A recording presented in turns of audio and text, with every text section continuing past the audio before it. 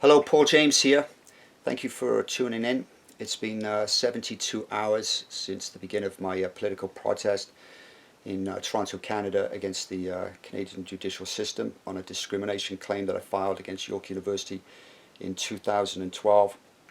5 years on, I've had no access to social justice, and there's been a significant display of injustice. Um, that's the cause for people that have, this is your first visit to the website. Before I talk and reach out to some important organizations around the world, I just want to acknowledge again and thank everybody that sent emails from different parts of the world and in Canada. And even though I haven't been able to reply to very many of them, I promise to all of you that you will receive a reply from me. And I appreciate your understanding about the time that it might take for me to do that, but I'll do it as quickly as I can. Having said that, I just need to acknowledge one, Sharon Bierpark, who's the bereaved wife of Bob Bierpark, a coach, a brilliant coach and a fantastic speaker that I used to really enjoy listening to him speak. He was a coach, national team coach in the 1980s, in the 1986 World Cup. Sharon, what you wrote was unbelievable, and I'm asking you if we can put that on the website, because it acknowledges something important that I'm actually not going to address too much today, but I will tomorrow, where she asks us what can we do to now support your cause. She's fully behind it. So in short, I would say that, and as knowing the nature of the health now that I would be suffering, poor health, I would say if you can reach out to your MPs immediately and the Prime Minister through whether it's tweets or whether it's emails, that would be great. And the other thing, by the time we get to the end of this, I think you'll understand to contact the Canadian Soccer Association with your thoughts, but only if you support and believe in Paul James, and if you believe in the cause, and if you believe in the fact that the CSA could do better.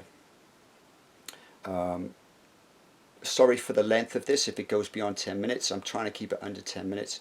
I know from the person that I'm staying with, or the family that I'm staying with, that ideally I need to keep these to 5 minutes, because especially in the millennial age, there's our attention spans might be much shorter than what we would like. But I think once I continue here, you will see the importance of the message.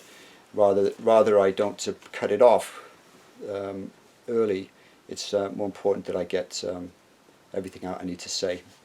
The tweets that you see from me are actually not from me. They're from the person that is taking care of the website and taking care of all the social media. I couldn't do that, quite frankly, even if I was completely healthy now. And what I mean about completely healthy, I just mean that when you starve yourself, which I wouldn't recommend to anybody, you've got to start to really take care of the sleeping aspects of what's conserving energy. So I want to let you know about the tweets, because if and when I get through this and I take over, there might be a personality shift that you might see. So I needed to be upfront on that. I'm reaching out to the Professional Footballers Association, who Paul Pesciolito on my behalf has been in contact with you. Fantastic, in my opinion. Paul Pesciolito is the best Canadian soccer player we've ever produced, and Paul, I'm just stunned by your comments that you've made to me over the last week, and absolutely fantastic. So I appreciate you speaking to the PFA. I know you're monitoring. You've got some wonderful people at the PFA. You're probably wondering what it's all about, and it's confusing, but I'm now reaching out to you on two levels. One, if you can get in contact with Paul Merson, Tony Adams, who actually had when I think back now, the unbelievable honour to have trained with Paul Merson and Tony Adams with Arsenal. They were younger players playing for youth teams in 1986, 85 and 86 before I went to the World Cup with Canada. It's hard to believe that all these years later I'm trying to reach out to them, but also they've had experience with mental health and went to the Sporting Chance Clinic that I did too, and I'm thinking they might be of assistance and understand my cause. Same with Stan Collymore. If you could contact him, there's no problem if they don't don't understand it or don't see it, but I thought that I would reach out to you.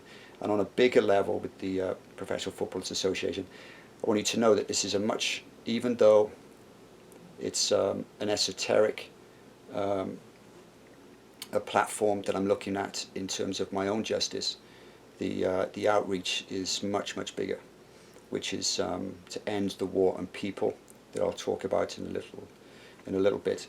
So even though you might not want to communicate with me directly right now, the PFA, and you're kind of watching what goes on here, I want you to know that I'm reaching out to you, and if you can, if you believe in the message or beginning to believe in the message, if you can spread it through your association and all the players and coaches and managers, I'd appreciate that. I am going to be contacting Richard Branson, and I think Richard Branson will be on board. He'll want to get involved in this cause because he is a philanthropist of extraordinary quality when it comes to helping people with social justice issues on what is an absolute human tragedy around the world that you see every single day and every week. That we are illiterate as a global society. We're illiterate in Canada as far as how we deal with this issue. Let me move on from that. I'm reaching out to also Steve Williams, my old high school teacher at Whitchurch High School in Cardiff, where I stayed until I was 17. I'm sure Steve will remember that in one of my last days at Whitchurch High School, he had to grab me by the scruff of the neck as I got involved in a fist fight with somebody who was much bigger than me. So he kind of helped me out in a way, but he took me to the headmaster's office. And part of my anxiety at that stage was because I was emigrating and leaving Cardiff, and I was just didn't really want to leave. But just with your old friends and stuff. But Steve was a fantastic teacher, and he's still there. And Steve reached out to me when I came open in 2012, and I'm going to try not to get emotional now. But what Steve did was ask me for my picture playing for Canada, because he wanted to put it up in the Wall of Fame in Whitchurch High School. And when I sent them, and he loved the pictures, he said he put the picture in between Sam Warburton, the captain of Wales, and Gareth Bale. I'm not sure if people tuning in know Gareth Bale, but he put the picture in between, and I thought it just touched me so much. Juxtaposed against, unfortunately, this is what this video is about. Juxtaposed about that I received no email, no contact from anybody within the soccer industry here in Canada. I received nothing from the Canadian Soccer Association, which what I did receive in return from certain members of the Canadian Soccer Association and the media was an assassination on the soccer industry. I don't want to make this a personal vendetta going against anybody. I want it to remember what I'm doing here. I'm confronting the stigma of drug addiction, and I'm on the global cause. It's to end the war on people. I'm looking for justice here, so the war in Canada on Paul James from the Canadian soccer industry and soccer community ends, and it ends now. The fact that I have to go to the point of starving myself to prove that point, that what certain members of the media and the Canadian soccer industry, the lengths they went to make sure that happened, is extraordinary. And I think the balance between what other societies are like, with Steve Williams doing that, just juxtaposed what it's like. We think sometimes in Canada that we are great and lovely people, and to the most part we are, but I think sometimes it's good to look in the mirror. With Steve Williams, I'm also contacted Philip Rudd, Chris Pike. I used to play with Chris Pike for Whitchurch High School. He's the uncle of Gareth Bale, and obviously my reach is to see if you can connect with Gareth Bale on my behalf for support of what this campaign is. I also want to say that what I'm doing is total starvation. It's not as as Mark from the radio in Ottawa outlined, is that I'm fasting. I'm not fasting, I'm not dieting. I'm not on a Jenny Craig diet. I'm actually a total starvation, which means I take water, and once in a while I drink broth soup with no calories. but this is total starvation, and the reason it is because after being in a prison for the past 7 years, the prison being the fact that I'm socially excluded, not included. I can't perform in my industry that I gave a lifetime commitment to. And what I went through with the Canadian judicial system against York University, as I say, without exaggeration, was absolutely disgraceful. And I don't think I need to spend another day more than necessary to go through this anymore. And so for the Canadian public in particular, I'm asking you to do all your research. To the Canadian media, I have no problem with this is not to influence you in any way, but as one media outsource did yesterday, they wrote an article on my situation, and even though they thought they were doing good, I requested that was taken down based on the fact that it was completely war on drugs mentality, as opposed to understanding that we need to end the war on people. So if it's the Canadian media and you're going to go to the judicial system and you're going to look for the decision rationales, I'm asking you to contact me when you do that, because those decision rationales are dishonest, they're not transparent, they've been aligned to dismiss the case against discrimination.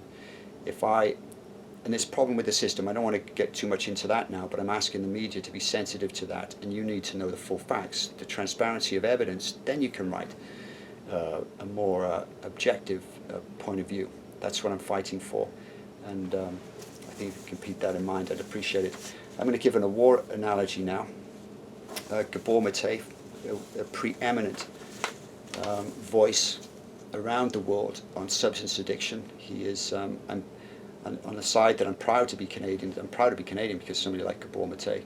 And for people outside the country, if you haven't never heard that name, or if you're totally removed from addiction, then but you find it somewhat interesting because it's a very interesting topic, subject matter, then Gabor Mate is one of the best people in the world that you'll find. But he's made the quote: "There's never been a war on drugs. You can't have a war on inanimate objects. There's always been a war on people." And I think you'll find from news coverage, if you look at the New York Times and research Philippines in their search icon, and then look at the unbelievable report that was done and the photographs that provided on what's going on in the Philippines. If you think back to Indonesia, when they had the smugglers that are not to condone smuggling of any kind of drug. It's not to condone. This is not about condoning any kind of substance use at all. This is about when you're dealing with people that legitimately have the health issue and want to get out of it. Think about if you decriminalized all drugs, then there would be far less people in jail. There would be a more humane approach to what substance use disorders are all about. But in Indonesia, they executed people that had already served their time. And by the way, in Canada, juxtaposed against other places around the world. And this is what Canadians should begin to discover. The reason I know this is because anything that comes up in that is like Richard Branson, affects you, because you look and research those things, what happens, why did they execute them? Well, in Canada, we reported, in the comments, there must have been 10 comments that I saw, half a dozen comments, where they were almost gloating the fact that these people were going to be executed. In other words, they were approving it. And I was ashamed of that. So if you look at the website, now we have, at the end of it, which was planned, but it's only come out today, is that wherefore the campaign and global campaign that we have is, or going to start, is an end of war on people. Because Gabor Mate has got it right. It's that there's never been a war on drugs. There's only ever been a war on people. So our campaign and messages is the end of the war on people. And that starts with Paul James. That's what I'm looking for. Justice for myself. That's because the injustice is so egregious. And with that, it will empower me to empower millions of people around the world to end the war on people. And with the PFA, I know this still might be, where is it relevant for you? But if you look at Jake Livermore, when he was found to have cocaine in his system, while the immediate response, and I remember Alan Shearer, and I love Alan Shearer, I love him as a commentator when he played for England, for Newcastle, he's amazing, and he's an amazing person. But the immediate reaction is about the condemnation of Jake Leavenworth, and that's a war on drugs mentality, because it's a criminal act is what we see. But I immediately, when I heard that and read about it, I knew immediately there was something wrong. Something doesn't fit in that. That wasn't 72 hours cocaine will stay into your system. You cycle back, it was the Thursday or the Wednesday, I can't remember if it was the Sunday game or the Saturday, but it was like 3 days. In this day and age, for a player to make that decision just on caring about their performance, you know that's not a rational decision. You know there's something else going on in that person's life of tragedy. It was immediate for me. I was in no position to write to anybody. I didn't have a website up, but I knew it, and I'm so happy that the PFA and the English FA did such due diligence on it, that they took the appropriate action, which was nothing, and they were supportive in their comments. That's what it's all about. This is not condoning the use of illicit drugs, but it's also recognizing the reality, because one truth that is to do with drug use, with drug addiction, is that you can never legislate what a person's going to put into their body. So the political bodies, even though they've tried to legislate it, they couldn't 100 years ago, they couldn't 200 years ago, they can't now today, and they won't in 100 years. So we have to find a better way for dealing with people that when they use a drug, there's in 90% of the cases, there's a reason behind it. And nobody wants to be using crack cocaine, heroin, methamphetamine at the addiction level to be diagnostic. You don't want to, you're waiting for the way out. Well, if we condemn people for doing it, which I certainly have received in Canada, then there's no way out. And I'm living proof of that. I haven't worked for 7 years, not because I didn't have the ability to work, it's because it's been closed. And I was hoping to get justice in the Canadian judicial system, and it's been appalling.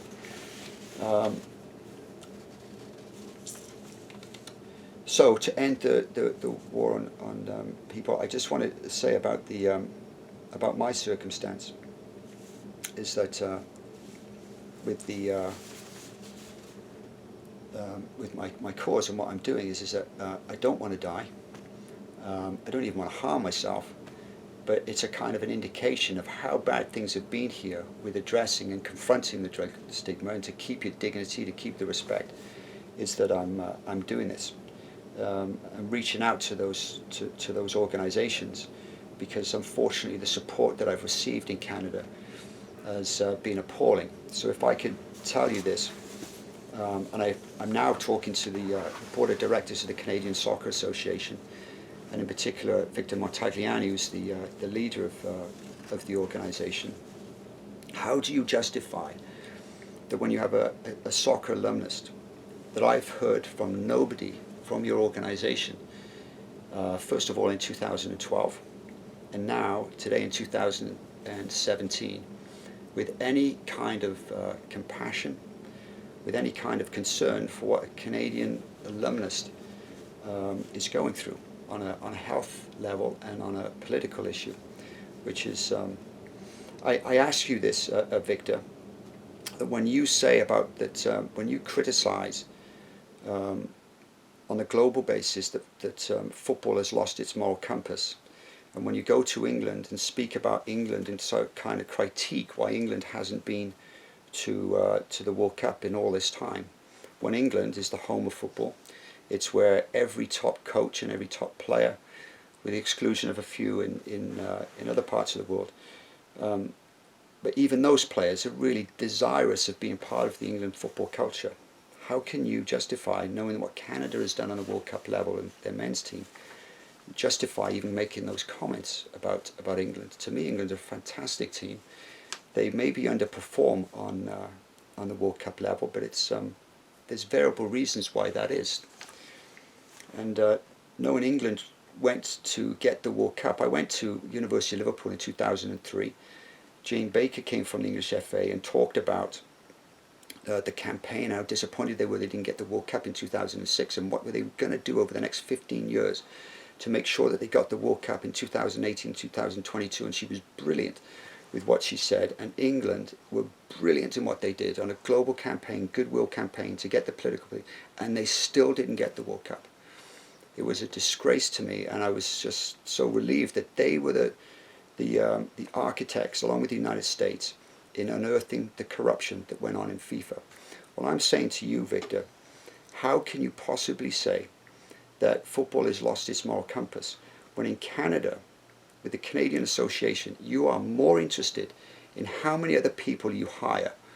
And you've hired some people, and listen, and I'm not going to mention their names, but people in the Canadian soccer community will know the one name, or a couple of names, that I have no problem with them being in that position. What I have a problem is that their campaign, that when I came open, and Neil Davidson gave a giveaway in his report in the Canadian press, when he says the soccer community is foreboding Paul James's narrative.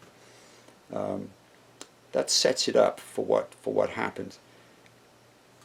Okay, so it's a bad politic culture at the Canadian Soccer Association. The people there are doing a good job in certain aspects. How do you justify not reaching out to Paul James? When you suffer substance addiction, the number one chance you have of not going through such a dreadful, awful experience is to hit it when it first starts, which is where, for me, in 1999, 2000 at the Canadian Soccer Association. In other words, the fact that I didn't get treatment then has caused an incredible amount of pain over 10, 15 years. This is a societal thing that we need to understand for anybody in an organization, where they can be helped at the onset of where this addiction starts. Now, that was with the Canadian Soccer Association. So if I put down to you that Kevin Pipe, Holger Osiek, Ray Clark, Kevin Muldoon, Stuart Neely, they all knew that I had something seriously wrong. And I have no axes to grind with those people. They were great people and great servants for the game. And I have to say, as opposed to York University, I didn't get discriminated against at Canadian Soccer Association, and that's a credit to the people that were there. Holger Osiek told me at the end of the World Youth Championships that to go away for 6 weeks and to get away from everything, and that when I come back, he's going to have an organised trip to Ireland for the next under-20 cycle. That's not discrimination. The problem that you had is you didn't know what to do.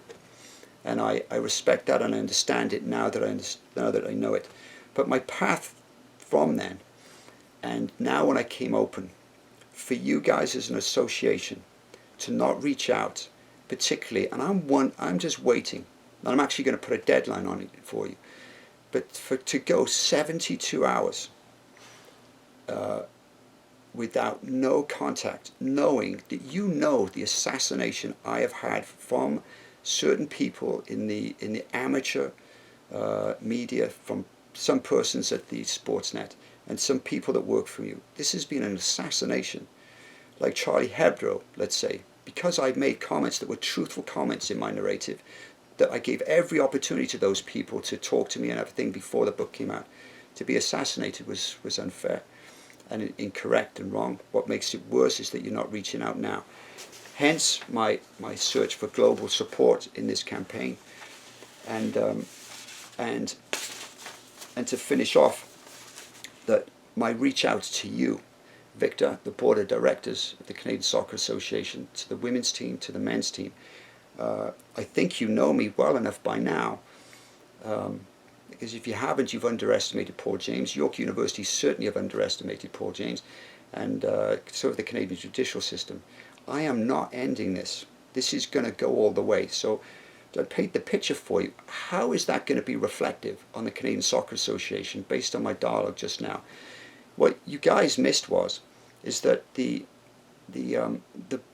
e-book narrative was not a finished story. That was a preamble to what's coming. You have to know I either die or I stay alive. Either way, the story's getting written. And if you want to refer to the Count of Monte Cristo in a non-violent way, where he was put into prison for 10 years in the story, and he comes out and he connects the dots. Well, I've connected the dots on my story, not to harm anyone, But to go back to what this is about is a war on people. There's been a war on Paul James. That's why I'm destitute. That's why I'm homeless. That's why I don't have the money. And I'm without an ego thing here, because my ego has been shattered, is that I was one of the best soccer people in the country because I cared. I didn't care so much about myself, hence why I went through so much pain. But I also put so much investment into my education, into the soccer, and it was taken away unfairly. War on people. I'm going to end the war on Paul James. And with that said, I don't want to expose anybody. I was thinking of getting the RCMP involved to go after the people that talked about the Singapore incident out of incredible spite, because you just can't come to terms with the character and strength of character it took for me to deal with that in the right way. Meaning I played well as I could for Canada. I never kept or took any money to be legitimately a part of what happened in Singapore. And it's been held over my head, and even through the unbelievable humiliation of having to come out about my story, it was still used. That's not my issue anymore. That's your issue to solve, those people that are involved. That's your issue. And I'm saying I'm not going to go to the RCMP. I'm not going to go to FIFA. I'm not going to give the names of the people who are involved. What I'm doing, though, in return is saying to you this, Victor, is that I am looking for your support, but your unconditional support, your full backing support, and those people that are involved to get behind me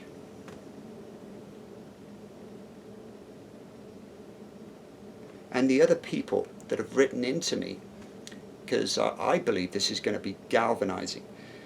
There's an undercurrent of incredible suffering in this country, as there is in the United States, as there is in other parts of the world, because we have got it wrong. The war on drugs has been an absolute, unbelievable failure.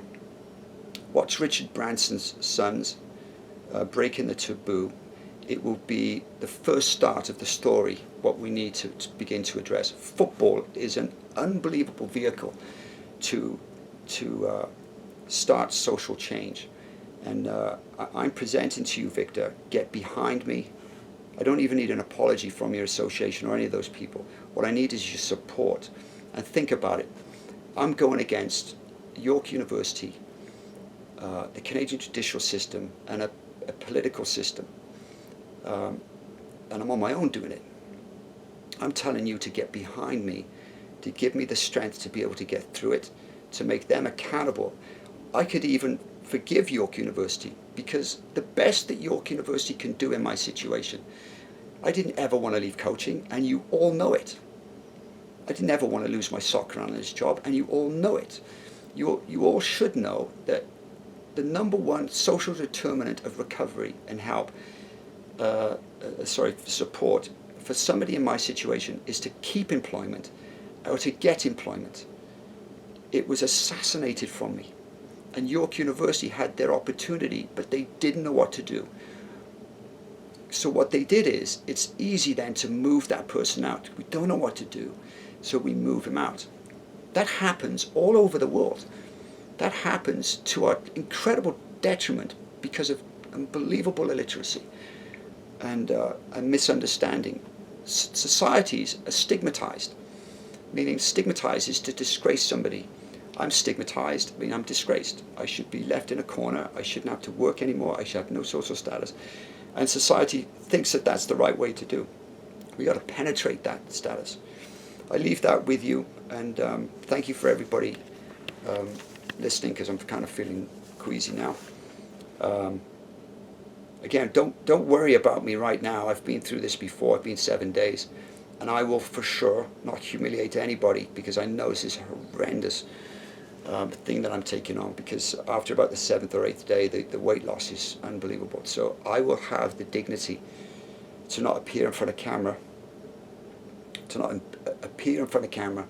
once that happens. And when I get emotional, this is not a sympathy that I'm looking for sympathy. Let me just show you this chart here, and some of the English people will understand and know this. This Dr. Steve Peters It's not the be and end all, as Roy Keane pointed out with Dr. Steve Peters, but a quick psychology level, so you understand what I'm going through. If ever you see emotion with me through this, it's normal. So you got originally Freud with the ego, superego, and id. He did a brilliant job in explaining it on a simplistic level of who we are. This is our brain, made up of three components: the computer, which is all our beliefs. So when we're born, we have nothing in our computer, and all our beliefs and values and what we think religiously or politically, how to treat people, get put in the computer. If you don't read, you have less in your computer. This is our human, that when we're born, this is the human part of our brain that develops over 20, 23 years and continues to develop. And this is our chimp that's born. Right from the beginning, that's our personality, is our chimp, which protects us from things that can hurt us, including comments. Protects us from eating. The two main threads in there is to procreate, which, as Freud says, is galloping out of control in all of us to keep the species going, but also for thirst and hunger. So when you know, and that chimp then works with the human over a lifetime, that we develop more of our brains, that we can make rational decisions and not always emotional. But when you see me doing this, and once in a while I get touched on things, it's because my chimp is afraid that I'm going to die, and so he's trying to protect me, and so that's where that comes from. It's not looking for sympathy, but more or less that I want to get through this to help many people over the world. Thank you.